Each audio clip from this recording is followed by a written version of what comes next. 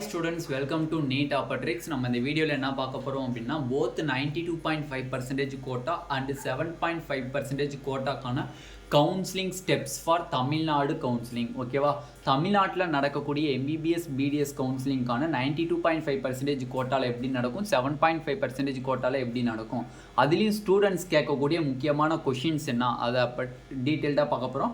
வாங்க வீடியோக்குள்ளே போகிறதுக்கு முன்னாடி நம்மளோட நீட் ட்ரிக்ஸ் சேனலை சப்ஸ்கிரைப் பண்ணிக்கோங்க, கூடவே இருக்கக்கூடிய பெல் பட்டனை கிளிக் பண்ணிக்கோங்க. அப்போ தான் நம்ம போடக்கூடிய வீடியோ உங்களுக்கு நோட்டிஃபிகேஷனாக வரும். வாங்க வீடியோக்குள்ளே போகலாம். ஃபர்ஸ்ட் ஆஃப் ஆல் பார்த்தீங்க அப்படின்னா நம்மளுக்கு வந்து சென்ட்ரல் ஹெல்த் மினிஸ்டர் டிபார்ட்மெண்ட்லேருந்து ஒரு மீட்டிங் நடந்து அதுலேருந்து ஒரு சர்க்குலம் வந்து எல்லா ஸ்டேட்டும், இந்தியாவில் இருக்கக்கூடிய அனைத்து ஸ்டேட்ஸுக்கும் நம்மளுக்கு அந்த சர்க்குலத்தை ரிலீஸ் பண்ணிட்டாங்க. அதே மாதிரி தமிழ்நாட்டுக்கும் அந்த சர்க்குலம் வந்துச்சு. இப்போ அதில் இருக்கக்கூடிய பேரண்ட்ஸ்னுடைய டவுட்ஸ் என்னான்னு பார்த்தீங்க அப்படின்னா, அண்ணா நார்மலாக வந்து சைமல்டேனியஸ் கவுன்சிலிங் நடக்குமா, சைமல்டேனியஸ் கவுன்சிலிங் நடந்தால் பெனிஃபிட்டா இல்லை வந்து நம்மளுக்கு டிஸ்அட்வான்டேஜஸா அப்படிங்கிற கேட்குறாங்க. அட்வான்டேஜஸா டிஸ்அட்வான்டேஜஸா? நார்மலாக ஒன்று நல்லா புரிஞ்சுக்கோங்க ஸ்டூடெண்ட்ஸ் அண்ட் பேரண்ட்ஸு. இப்போ அந்த சென்ட்ரல் ஹெல்த் டிபார்ட்மெண்ட்லேருந்து அனுப்பிச்சிருக்கக்கூடிய அந்த சர்க்குலம் அப்படிங்கிறது ஒப்பீனியன் தான், ரூலு கிடையாது. அப்ளிகபிள் ஆயிடுச்சானே, சட்டமாக நிறைவேற்றிட்டாங்களா அப்படின்னா கிடையவே கிடையாது. ரூல் போட்டாச்சா, போடவே இல்லை. ஒப்பீனியன் தான் கேட்குறாங்க. எல்லா ஸ்டேட்டையும் இந்த மாதிரி நாங்கள் சைமல்டேனியஸ் கவுன்சிலிங் அனௌன்ஸ் பண்ண போகிறோம், உங்கள் எல்லாத்துக்குமே ஓகேவா அப்படிங்கிற ஒரு ஒப்பீனியன் தான் கேட்குறாங்களே தவிர இன்னும் ரூலாக மேக் பண்ணவே இல்லை. அதில் எல்லா ஸ்டேட்டும் ஒப்பீனியனை தெரிவித்து ஆகணும் கண்டிப்பாக. அப்படி இருக்கும்போது மெஜாரிட்டி ஆஃப் ஒப்பீனியன் யாருக்கு வருதோ அந்தந்த ஸ்டேட்டில் கண்டக்ட் பண்ணிக்கலாம். மேக்ஸிமம் ஒப்பீனியன் வந்து யாருக்கு மெஜாரிட்டியாக வருதோ அந்த ரூல் வந்து அப்ளிகபிளாக இருக்கும். ஃபார் எக்ஸாம்பிள் இப்போ சைமல்டேனியஸ் கவுன்சிலிங்க்கு வந்து எக்கச்சக்கமான ஸ்டேட் வந்து ஒப்பீனியன் வந்து மெஜாரிட்டியாக இருக்குது, ஓகே நடத்தலான்னு சொல்கிற மெஜாரிட்டி ஒப்பீனியன் இருக்குது அப்படின்னா கண்டிப்பாக அந்த ரூலை வந்து ஓகே பண்ணிடுவாங்க 2023. அதே மாதிரி டைனமிக் கவுன்சிலிங் அப்படின்னு சொல்லக்கூடியதும் வந்து ஒப்பீனியன் அதிகமாக இருக்குது அப்படின்னா கண்டிப்பாக நடத்துவாங்க. இப்போ ஃபார் எக்ஸாம்பிள் சிங்கிள் சாய்ஸ் ஃபில்லிங்க்கு வந்து ஒப்பீனியன் ரொம்ப கம்மியாக இருக்குது, நடத்த வேணாம் அப்படிங்கிற ஒப்பீனியன் தான் அதிகமாக இருக்குது அப்படின்னா கண்டிப்பாக அதை வந்து இந்த வருஷம் பண்ண மாட்டாங்க. அதனால் அது ஒப்பீனியன் தானே தவிர கண்டிப்பாக அது வந்து ரூல் பிரேக் கிடையாது. ஓகேவா? ஓகே, இப்போ நல்லா பார்த்துக்கோங்க. 92.5% அண்ட் 7.5%. இப்போ நம்மளுக்கு வந்து புதுசு ரூல் கொண்டு வந்தாங்கன்னா அதுக்கு புதுசாக ப்ராஸ்பெக்டஸ் ரிலீஸ் பண்ணுவாங்க. லாஸ்ட் இயர் என்ன இருக்குது அதவே இப்போ டீட்டெயில்டாக பார்த்துடலாம்.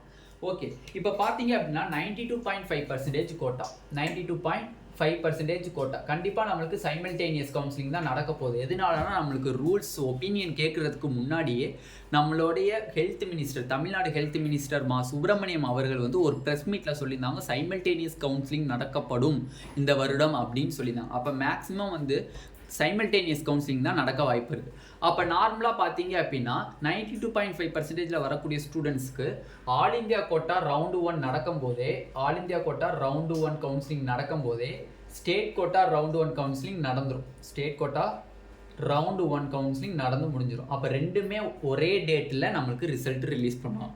ஓகேண்ணே, இப்போ வந்து என்ன டவுட்டு ஸ்டூடெண்ட்ஸுக்கு, ஆனால் டாப் ரேங்க்கில் வாங்கின ஸ்டூடெண்ட்ஸுக்கு வந்து ஆல் இந்தியா கோட்டாலேயும் ஒரு சீட்டு கிடைக்குது, ஸ்டேட் கோட்டாலேயும் ஒரு சீட்டு கிடைக்குது. நான் எதுலனே போய் ஜாயின் பண்ணுன்னு கேட்டிங்கன்னா, நீங்கள் ஆசைப்பட்ட காலேஜ் எந்த கோட்டாவில் கிடச்சிருக்கோ அந்த கோட்டாவில் போய் சேருங்க. ஃபார் எக்ஸாம்பிள் நீங்கள் 650 வாங்கியிருக்கீங்க, நீங்கள் வந்து மதுரை மெடிக்கல் காலேஜ் எய்ம் பண்ணுறீங்க, மதுரை மெடிக்கல் காலேஜ் எய்ம் பண்ணுறீங்க. பட் ஸ்டேட் கோட்டாவில் மதுரை மெடிக்கல் காலேஜ் கிடச்சிருச்சு. ஆல் இந்தியா கோட்டாவில் உங்களுக்கு திருநெல்வேலி மெடிக்கல் காலேஜ் கிடைக்குதுன்னு வச்சுக்கோங்க, திருநெல்வேலி மெடிக்கல் காலேஜ் தான் கிடைக்குது அப்படின்னா நீங்கள் ஆசைப்பட்ட ஸ்டேட் கோட்டா ரவுண்டு 1 கிடைக்கப்பட்ட மதுரை மெடிக்கல் காலேஜில் ஜாயின் பண்ணிக்கலாம்.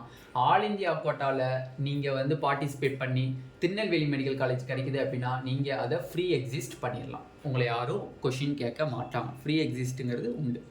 நார்மலாக ரவுண்டு 1 பொறுத்தவரையும் ஃப்ரீ எக்ஸிஸ்ட் டெஃபினெட்லி உண்டு. ஓகேவா? ஓகே, இப்போ ஆல் இந்தியா கோட்டா ரவுண்டு 2 நடக்குது. ஆல் இந்தியா கோட்டா ரவுண்டு 2 நடக்குது. அதே ஈக்குவலாக ஸ்டேட் கோட்டா ரவுண்டு 2 நடக்குது. ஸ்டேட் கோட்டா ரவுண்டு 2 நடக்குது. ஓகேவா? ஓகே, இப்போ என்னென்ன பண்ண, இப்போ எந்த சீட்டை நான் ரிசைன் பண்ணுறது, எந்த சீட்டு இப்போ எனக்கு ஆல் இந்தியா கோட்டாலையும் சீட்டு கிடச்சிருச்சு, ஸ்டேட் கோட்டாலையும் சீட் கிடச்சிருச்சு ரவுண்டு 2ல். ஃபார் எக்ஸாம்பிள் 640 இல்லை 630 மார்க் வாங்கியிருக்காப்புல, இவருக்கு வந்து ஸ்டேட் கோட்டாவில் அப்கிரேடேஷன் போடுறாப்புல, அப்கிரேடேஷன் போட்டு ஸ்டான்லி மெடிக்கல் காலேஜ் கிடச்சிருது. ஓகேவா? அதே ஸ்டான்லி மெடிக்கல் காலேஜ் கிடச்சிது. இப்போ ஆல் இந்தியா கோட்டாலே ஏதாச்சும் சம் காலேஜஸ் கிடச்சிருதுன்னு வச்சுக்கோங்க, சேலம் மெடிக்கல் காலேஜ் கிடைக்குதுன்னு வச்சுக்கோங்க. For example Salem medical college கிடைக்குது. இப்போ இந்த ஸ்டூடெண்ட்ஸு ஸ்டான்லியில் போய் சேருவாரா, சேலமில் சேருவாரான்னு கேட்டிங்கன்னா ஸ்டான்லேயில் தான் சேரணும். சேலமை ஃப்ரீ எக்ஸிஸ்ட் பண்ணிடலாம். எதனால அப்படின்னு கேட்டிங்கன்னா ஆல் இந்தியா கோட்டாவில் ரவுண்டு 2ல் ஒரு ரெசிக்னேஷன் டைம்னு சொல்லி கண்டிப்பாக தருவாங்க. Year by year all India கோட்டாவில் ரவுண்டு 2ல் ரெசிக்னேஷன் டைம்னு சொல்லியிருக்கு. அந்த ரெசிக்னேஷன் டைமில் கண்டிப்பாக இதை வந்து நம்ம ரிசைன் பண்ணிடலாம். அதனால் ஸ்டேட் கோட்டாவில் ரவுண்டு 2ல் பார்த்தீங்க அப்படின்னா கண்டிப்பாக ஸ்டேட் கோட்டா ரவுண்டு 2ல் எந்த காலேஜ் கிடைக்குதோ கண்டிப்பாக நீங்கள் அந்த காலேஜில் போய் ஜாயின் பண்ணியே ஆகணும் அப்படிங்கிற ஒரு நிலமை வர்றதுனால நீங்கள் ஸ்டேட் கோட்டாவை தான் சூஸ் பண்ணணும். ஓகேவா? அப்போ வந்து நார்மலாக பார்த்தீங்கன்னா ஆல் இந்தியா கோட்டாவும் ஸ்டேட் கோட்டாவும் சைமல்டேனியஸாக நடக்கும். டாப் ஸ்கோர் வாங்கின ஸ்டூடெண்ட்ஸ் வந்து ரெண்டுக்குமே அப்ளை பண்ணுறாங்க. அப்ளை பண்ணி ரெண்டுலேயுமே வந்து கிடைக்கிது, காலேஜஸ் கிடைக்கிது அப்படின்னா ரவுண்ட் 2வாக இருந்தால் பிரச்சனையே இல்லை. ஆல் இந்தியா கோட்டாவில் விருப்பப்பட்ட காலேஜ் வந்துருந்துச்சுன்னா போய் ஜாயின் பண்ணுங்கள். இல்லைனே எனக்கு ஸ்டேட் கோட்டாவில் தான் நான் ஆசைப்பட்ட காலேஜ் வந்துருக்குன்னா ஸ்டேட் கோட்டாவில் போய் ஜாயின் பண்ணிவிட்டு all India quota free exist பண்ணிடுங்க. இதே ரவுண்டு 2வாக இருக்குது அப்படின்னா கண்டிப்பாக ஆல் இந்தியா கோட்டாவில் சீட்டு கிடைக்குது, ஸ்டேட் கோட்டாலையும் சீட்டு கிடைக்குது ரவுண்டு 2ல் அப்படின்னா ஸ்டேட் கோட்டா ரவுண்ட் 2ல் போய் ஜாயின் பண்ணியிருங்க. ஆல் இந்தியா கோட்டாவை நீங்கள் விட்டுறலாம்.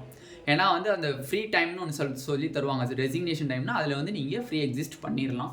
ஸ்டேட் கோட்டா ரவுண்ட் 2ல் வந்து ஈஸியாக நீங்கள் போய் ஜாயின் பண்ணிக்கலாம். ஓகேவா? ஏன்னா நம்ம தமிழ்நாடு சொல்லியிருக்கிறது ஸ்டேட் கோட்டா ரவுண்ட் 2ல் சீட்டு கிடைச்சா கண்டிப்பாக போய் ஜாயின் பண்ணணும், இல்லைனா பெனால்ட்டி பிடிக்கப்படும் அப்படிங்கிறத சொல்லியிருக்காங்க. ஓகே, இப்போ நெக்ஸ்ட் ஸ்டூடெண்ட்ஸ்னுடைய டவுட் என்னன்னா சாய்ஸ் ஃபில்லிங்கில் நார்மலாக வந்து அண்ணா ஃபஸ்ட்டு ரெஜிஸ்ட்ரேஷன் நடக்கும். டிஎன் மெடிக்கல் செலெக்ஷன்லேருந்து ரெஜிஸ்ட்ரேஷன் நடக்கும். ரெஜிஸ்ட்ரேஷன் நடந்து முடிஞ்சதுக்கப்புறம் அந்த ரெஜிஸ்ட்ரேஷனில் எத்தனை மாணவர்கள் அப்ளை பண்ணியிருக்காங்களோ அத்தனை மாணவர்களுடைய ரேங்க் லிஸ்ட் ரிலீஸ் பண்ணப்படும். அந்த ரேங்க் லிஸ்ட்டு மாணவர்கள் எல்லாருமே பார்ப்பாங்க. பார்த்துட்டு ஒரு 2 டேஸ்க்கு அப்புறம் நம்மளுக்கு சாய்ஸ் ஃபில்லிங்கிறது நம்மளுக்கு ஸ்டார்ட் ஆகும். சாய்ஸ் ஃபில்லிங் வந்து நம்மளுக்கு ஸ்டார்ட் ஆகும். அந்த சாய்ஸ் ஃபில்லிங்கை நீங்கள் அப்புறம் தான் ஃபில் பண்ணுற மாதிரி இருக்கும். அப்போ ஃபஸ்ட்டு ரெஜிஸ்ட்ரேஷன் பண்ணணும், 2வது ரேங்க் லிஸ்ட் விடுவாங்க, 3வது தான் நீங்கள் சாய்ஸ் ஃபில் பண்ணணும். அந்த சாய்ஸ் ஃபில்லிங்களோடு இருந்து ஒரு 3 டேஸில் நம்மளுக்கு எந்தெந்த காலேஜில் ஸ்டூடெண்ட்ஸ்க்கு சீட்டு கிடச்சிருக்குன்னு சொல்லி அலாட்மெண்ட் பிடிஎஃப் ரிலீஸ் பண்ணிடுவாங்க. மொத்தம் 4 ஸ்டெப்ஸ் தான். First registration, R for registration. 2வது வந்து ரேங்க் லிஸ்ட்டு, ஆர்எல்னா ரேங்க் லிஸ்ட்டு. 3வது ப்ரொசீஜர் என்னது அப்படின்னா சாய்ஸ் ஃபில்லிங். 4வது என்னதுன்னா அலாட்மெண்ட்டு பிடிஎஃப் ரிலீஸ் பண்ணிடுவாங்க. அலாட்மெண்ட் பிடிஎஃப் இதுதான் வந்து ஸ்டெப்ஸு. ஃபஸ்ட்டு ரெஜிஸ்ட்ரேஷன் பண்ணுவீங்க, ரெஜிஸ்ட்ரேஷன் பண்ணதுக்கப்புறம் ரேங்க் லிஸ்ட்டு ரிலீஸ் பண்ணுவாங்க. ரேங்க் லிஸ்ட்டு ரிலீஸ் பண்ணதுக்கப்புறம் வந்து என்ன பண்ணுவாங்க, சாய்ஸ் ஃபில்லிங்னு ஒன்று அனௌன்ஸ் பண்ணுவாங்க. நீங்கள் சாய்ஸ் ஃபில்லிங்லாம் பண்ணுவீங்க. பண்ணி முடித்தோடனே யாருக்கு எந்த காலேஜில் சீட்டு கிடச்சிருக்கு அப்படிங்கிறத டீட்டெயில்டாக பிடிஎஃபாக ரிலீஸ் பண்ணிடுவாங்க. ஓகேவா? இதுதான் வந்து ரூல்ஸ். ஓகேண்ணா, இப்போ வந்து 7.5% இருந்துச்சு அப்படின்னா என்ன நடக்கும் அப்படின்னா நார்மலாக பார்த்தீங்க அப்படின்னா 92.5% இருந்துச்சுன்னா ஆன்லைன் கவுன்சிலிங் நம்மளுக்கு நடக்கும். ஆன்லைன் கவுன்சிலிங் 7.5 இருந்துச்சுன்னா ஆஃப்லைன் கவுன்சிலிங் நடக்கும். ஸ்டூடெண்ட்ஸ் எதையுமே வந்து நீங்கள் ஆன்லைனில் எதுவுமே பண்ண மாட்டீங்க. ஆன்லைனில் பண்ண வேண்டியது நீங்கள் என்ன மட்டும் தான் பண்ணுவீங்கன்னா ரெஜிஸ்ட்ரேஷன் மட்டும்தான். ஆன்லைன் ரெஜிஸ்ட்ரேஷன் மட்டும்தான் ஆன்லைனில் பண்ணுவீங்க. ஓகேவா? ஆன்லைன் ரெஜிஸ்ட்ரேஷன் மட்டும்தான் ஆன்லைன். அடுத்து வரக்கூடிய ரேங்க் லிஸ்ட்டும் அவங்க ஆன்லைனில் பிடிஎஃபாக சென்ட் பண்ணிடுவாங்க. அதில் உங்கள் ரேங்க் எதில் வருது, உங்கள் மார்க்குக்கு உங்கள் ரேங்க் என்னது அப்படிங்கிறதையும் ஆன்லைனில் டிஎன் மெடிக்கல் செலெக்ஷனில் ரிலீஸ் பண்ணிடுவாங்க. நெக்ஸ்ட்டு பண்ணக்கூடிய இந்த ரெண்டுமே வந்து நீங்கள் டைரக்ட் கவுன்சிலிங் போய் ஆகணும். எது choice filling and allotment order. ஓகேவா? என்னென்ன பண்ணணும் அப்படின்னா நார்மலாக வந்து ரெஜிஸ்ட்ரேஷன் பண்ணிடுறீங்க, ரேங்க் லிஸ்ட் ரிலீஸ் ஆகிடுச்சு. உங்களுக்கு வந்து டிஎன் மெடிக்கல் செலெக்ஷன்லேருந்து அனௌன்ஸ்மெண்ட் வரும், இந்த தேதியிலேருந்து இத்தனை தேதிக்குள்ளே நாங்கள் 7.5%க்கான கவுன்சிலிங் நடக்க போகிறோம், அதனால் நீங்கள் வாங்க அப்படின்னு சொல்லுவாங்க. நீங்கள் உங்கள் சர்டிஃபிகேட், அவங்க சொல்லக்கூடிய சர்டிஃபிகேட் எல்லாத்தையும் எடுத்துகிட்டு போயிடுவீங்க. டேரெக்டாக எங்கே போயிடுவீங்க, அண்ணா ஸ்டேடியம் போயிட்டீங்க அப்படின்னா அங்கே போயிட்டு ஒவ்வொரு மார்க்காக கூப்பிடும்போது உங்களுக்கு முன்னாடி ஒரு ஸ்க்ரீன் இருக்கும். நீங்கள் ஒரு சேர் போட்டிருப்பாங்க, உங்களுக்கு முன்னாடி ஒரு கம்ப்யூட்டர் மாதிரி ஒரு ஸ்க்ரீன் இருக்கும். நார்மலாக உங்கள் மார்க்குக்கு என்னென்ன காலேஜஸ்லாம் அவைலபிளாக இருக்கோ அந்த ஸ்க்ரீனில் இருக்கும். உங்களுக்கு எந்த காலேஜ் பிடிக்குதோ அதை கிளிக் பண்ணிங்கன்னா நீங்கள் அலாட் ஆயிடுச்சுன்னு அர்த்தம். சாய்ஸ் லாக் ஆயிரும். ஓகேவா? கிளிக் பண்ண அவங்ககிட்ட சொன்னீங்க அப்படின்னா உங்களுக்கு பக்கத்தில் ஒரு அட்வைசபிள் உட்காந்துருப்பாங்க.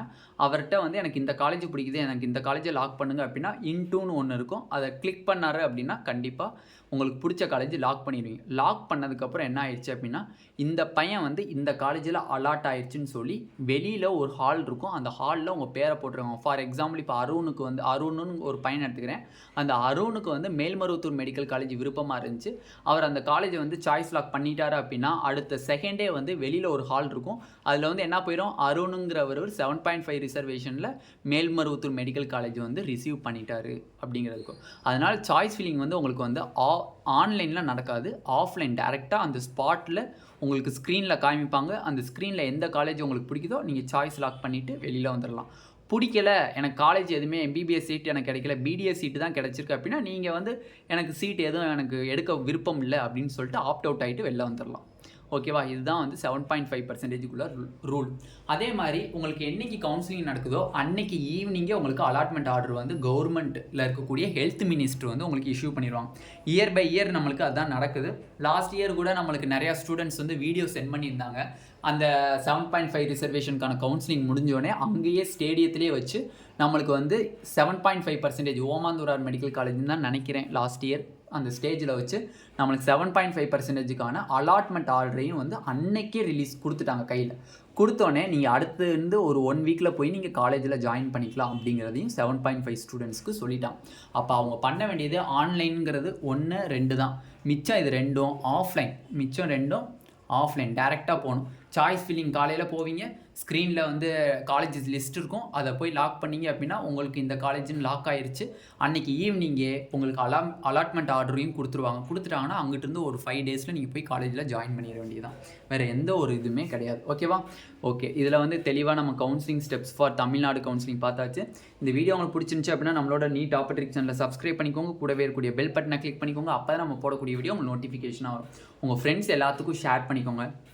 தமிழ்நாடு நடத்தக்கூடிய எம்பிபிஎஸ் பிடிஎஸ் கவுன்சிலிங்கான full guidelines up to registration start பண்ணதுலேருந்து நீங்கள் காலேஜுக்குள்ளே போகிறதுக்கு வரையும் ஃபுல் கைட்லைன்ஸ் வந்து வேணும். எனக்கு தெரியல, எந்த ப்ரொசீஜரும் தெரியல நீங்கள் நினச்சிங்க அப்படின்னா கீழே டிஸ்கிரிப்ஷனில் நம்மளோட வாட்ஸ்அப் குரூப் லிங்க் இருக்குது, அதை கிளிக் பண்ணி 299 rupees பே பண்ணிங்கன்னா ஃபுல் கைட்லைன்ஸும் தெளிவாக கொடுத்துருவாங்க. Thank you students.